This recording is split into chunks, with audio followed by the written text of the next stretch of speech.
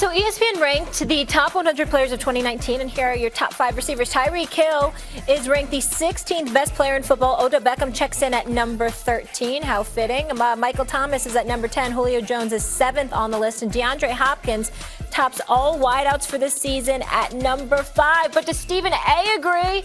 It is time for Stephen's A-List. You're damn right it is. You know exactly what time it is. Stephen's A-List. I'm going to tell you the top 5 receivers in the NFL for this upcoming 2019 season. Let's go to number 5 on the list. My man, Tyreek Hill. Why? Because even though you got Travis Kelce there, which is Patrick Mahomes' number 1 target, without Kareem Hunt, Max Kellerman, you know Andy Reid is going to go all out. He's going to air it out. We're going to see Tyreek Hill get even more action. Had over 1,400 receiving yards, just 87 receptions last year. He's going to do it again. Expect him to remind everybody he's all world. Make no mistake about it. Let's go to number 4 on the list. The $20 million man, Michael Thomas. Why? Because Drew Brees is throwing him the football. That's why. Because he's the number 1 target for Drew Brees. That's why. Not Alvin Kamara. It's Michael Thomas. He's big. He's strong. He's an elite route runner. He's got good hands. He catches the ball. He can give it to anybody. He deserves his money.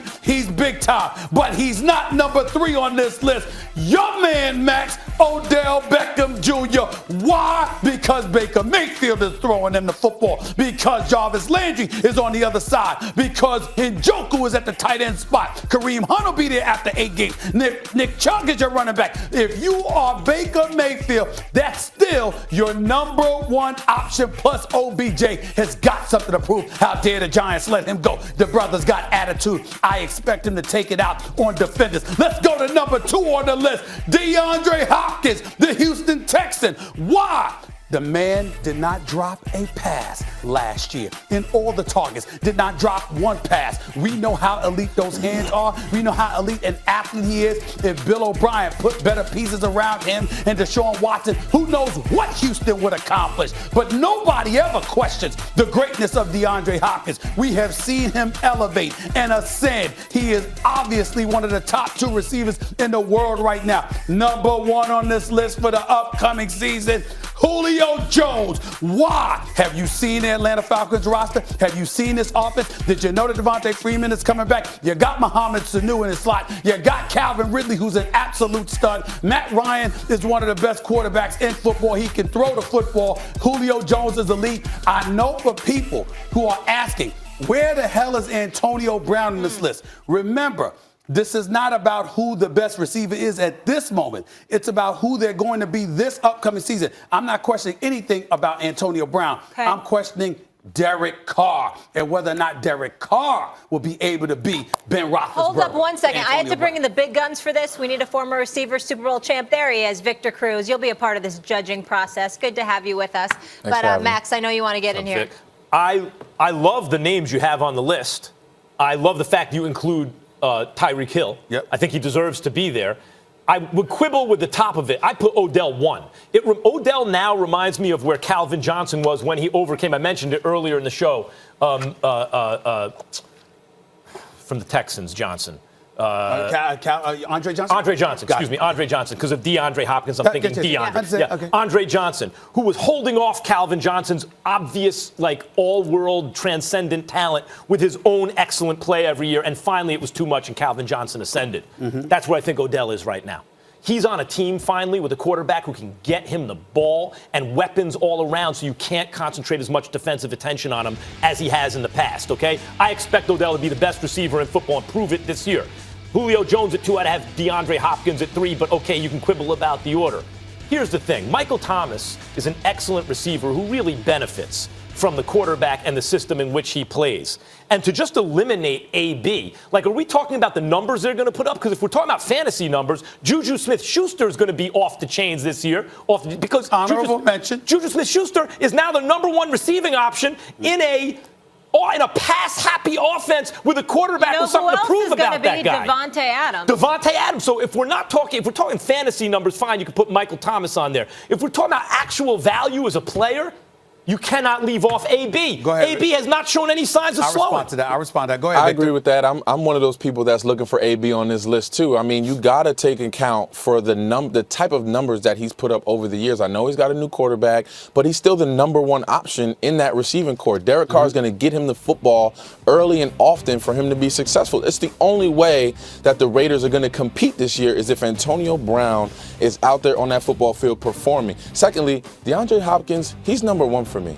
And you said it, Stephen, that he didn't drop a single pass last year. What do you want your great wide receivers to do? Not drop the ball. And he did that all of last year. He did not drop a football. And then coming up this year, still got the same quarterback, still has the same rapport with him. And I expect the same type of results. Not dropping the football, being the toughest wide receiver on the field whenever he steps onto it, and then just being that dog that we know he is when the football's in his hands. Chris Carter, Larry Fitzgerald, and now DeAndre Hopkins. Allow me to chime in to both of y'all points. Here's the part that I think y'all missing. I'm not questioning the skill set and the greatness of Antonio Brown at all. I'm questioning whether or not that chemistry or lack thereof, because of all of that missed time, is going to affect him with Derek Carr. If Big Ben Roethlisberger is still a quarterback and Antonio Brown is still in Pittsburgh, he's top two to me. But I'm thinking along those lines. You look at Tyreek Hill, he's still going to have Patrick Mahomes throwing him the football. You're looking at Michael Thomas, he's still going to have Drew Brees throwing him the football, even though Odell Beckham Jr. is having Baker Mayfield throwing him the football. When you consider the multitude of pieces surrounding him in Cleveland, you know that they're not going to be able to key on Odell the way that they want to with all of those weapons that they have. A lot of balls to go around. I understand that, but I'm talking about with all of those bodies around, you can't key on Odell like that. And then you look at a Julio Jones, it's still Matt Ryan. Okay, and you look at DeAndre Hopkins, it's still Deshaun Watson. I look at Antonio Brown, Derek Carr's throwing him the football. And I'm not saying Derek Carr can't play because I know he's good. I'm saying that chemistry or lack thereof is a question mark. Well, I mean, are we talking about the numbers they're going to put up or the actual value of having them on the field? I'm just saying that at the end of the year, when you look at the top 5 receivers in football in 2019, Thielen too. question. I mean, like he's a guy who just balls and puts up numbers year in and year out at this point, and I would expect big things from him. As long as Antonio Brown is the number one option on any football team, those numbers will be through the roof by the end of the year. Yeah, I want to say something about DeAndre Hopkins too. Like, I understand, I can't go against someone who puts him number one because he's always open, whether or not he has separation, whether, if you throw him the ball, he's going to catch it. It's ridiculous. And as I said, he's in that lineage, to me, of Chris Carter and Larry Fitzgerald. He's the hands guy of this era where it's just ridiculous. I would just point out that usually that guy is not, whether rightly or wrongly, considered the best in the game. Usually there is a more kind of transcendently talented player who's at least perceived, whether or not it's true, as better. And I am guilty, I am one of those people who perceive that guy as different. And to me, that's Odell. Different. And it's always the eye test, right, Max? It's one thing when you look at the numbers and you see what they have, and it's another thing when you watch them play. When you watch Odell Beckham Jr. play, he has a transcendent, package of skills that we haven't seen before that is second to none. So it's always, it's always a difference between the numbers and what we see as opposed to the eye test and watching games, watching him run routes, watching him catch the football. The way he does it, it just feels different than any of those receivers on that list. Yeah, Chris Carter or Randy Moss. Love Chris Carter. I'll take Randy Moss.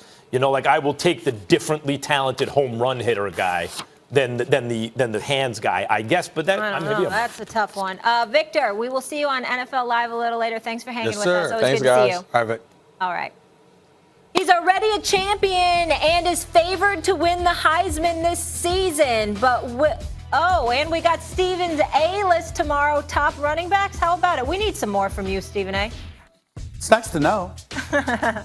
Keeping you on your toes. Better have Saquon number one. All right, here we go. This is the guy we're talking about. Paul Feinbaum, we got questions for you. The NFL season is right around the corner. Excitement is building as week 1 approaches. Who has the best chance to dethrone Tom Brady and the Pats? Will Patrick Mahomes win back-to-back MVPs? Are the Cowboys still an accident waiting to happen? How do? Which new face will have the biggest impact in their new place? We have the best debate previewing the 2019 campaign. And then we're going to have a nice little bowl of gumbo together. So to get your football fix, it doesn't get any better than right here.